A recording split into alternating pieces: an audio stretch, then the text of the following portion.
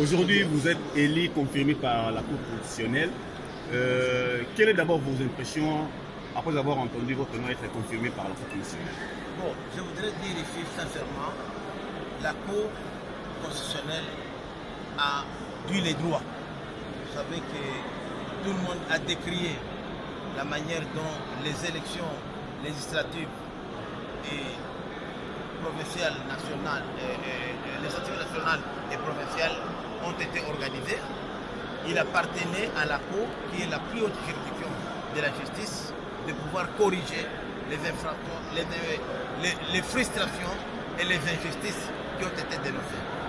Certes, la Cour a aussi certaines limites. On a constaté par-ci par-là de petites erreurs matérielles qui sont humaines, mais en général, le travail rendu par la Cour constitutionnelle a été salué par tout le monde. Et vous savez, le temps qui a été imparti, plus de 1000 dossiers, dans moins de 2 mois, il faut féliciter notre Cour. Avec 8 juges seulement, ce n'est pas facile. Donc, nous remercions le président Kamolete, Badi Banga Dieudonné, et toute son équipe pour ce travail de qualité, puisque vous savez, la justice élève la nation.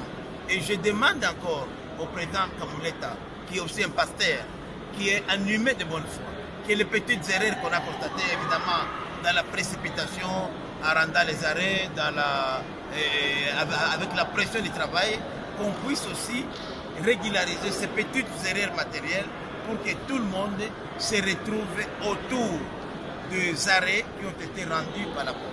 Moi, par exemple, je vous dis aujourd'hui, Walikal, les gens ne dorment pas, puisque j'ai été réellement l'émanation de mes électeurs.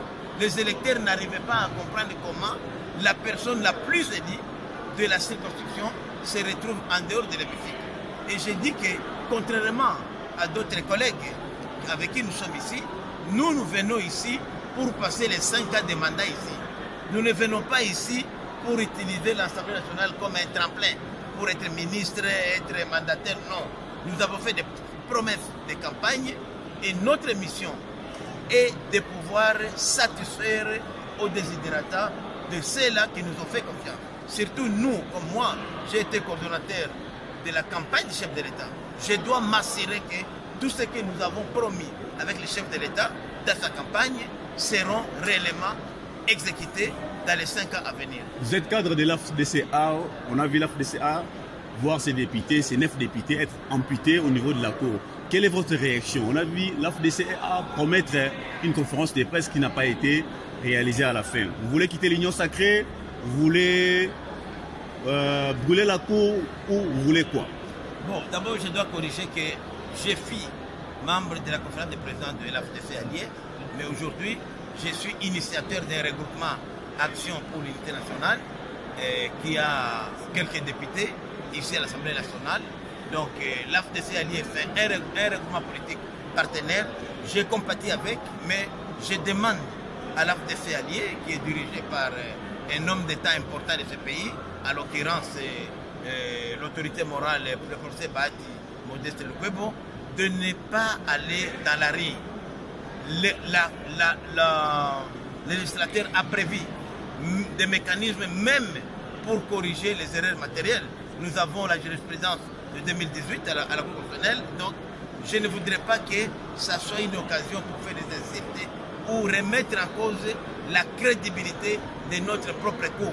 Donc certes, comme j'ai dit, la Cour peut avoir avec l'effet de fatigue de petits oublis par-ci par-là, mais ça sera corrigé. Mais je ne pense pas qu'il y a un acharnement contre le professeur Bahati Modeste ou contre l'AFDC ou contre l'AFDC allié ou son partenaire, le 9e regroupement AIDC. Je ne pense pas, mais j'ai dit seulement qu'il faut faire confiance à notre justice.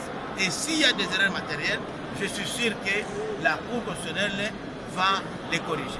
Hier, la ministre de la Justice a rendu officiel le communiqué du gouvernement levant les moratoires sur la peine de mort pour la trahison au sein de l'armée. Quelle est votre réaction par rapport à cet acte notable de l'Est? Je suis partisan de cette décision, puisque aujourd'hui, si cette guerre s'éternise, c'est à cause des complicités de nos propres frères. C'est inadmissible que ce soit les Congolais eux-mêmes, et je dis bien de père et de mère, on le dit, qui soient les premiers à trahir leur pays. On ne peut pas gagner une guerre s'il n'y a pas la solidarité de tout le monde. On ne peut pas gagner une guerre lorsqu'il y a des compatriotes qui se laissent aujourd'hui corrompre par les puissances étrangères. Et nous pensons que cela pourrait peut-être servir demain de moyen de pression sur tout cela qui croient qu'en prenant des gains personnels pourrait aujourd'hui enflammer le pays. Ce pays nous appartient à tous. Et moi, j'étais allé même plus loin, que ça ne concerne pas seulement les militaires, même les civils. On a vu ici des élus du peuple. Un élu du peuple, puisqu'il n'a pas reçu aux élections, il rejoint la rébellion. Est-ce que vous avez eu des problèmes en famille, des problèmes des intérêts miniers, des intérêts personnels, vous trahissez votre pays.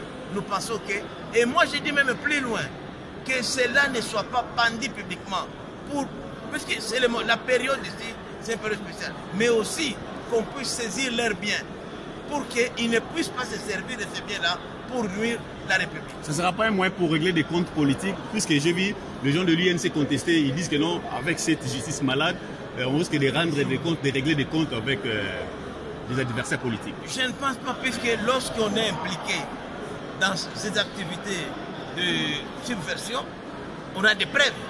Je crois qu'on ne va pas seulement prendre quelqu'un, on vient, on le met à la pendaison. Non, il y aura quand même toute une procédure jusqu'à ce qu'on puisse apporter des preuves qu'il y a eu trahison, qu'il y a eu complicité contre la République.